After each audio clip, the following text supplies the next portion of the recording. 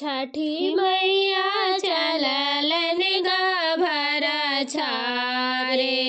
बांझी छेकले दुगार बांझी छेकले दुगार कौने कसुरा छठ मैया काएनु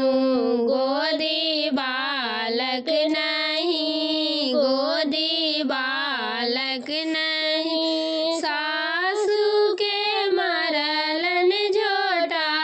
धरी ननदो के दूध का चला ननदो के दूध का चला तुलसी के दैलन लता धारी गोदी बालक नहीं गोदी बालक नहीं सासू के लैबै पैया पारी ननदो के डोलिया चढ़ाए ननदो के डोलिया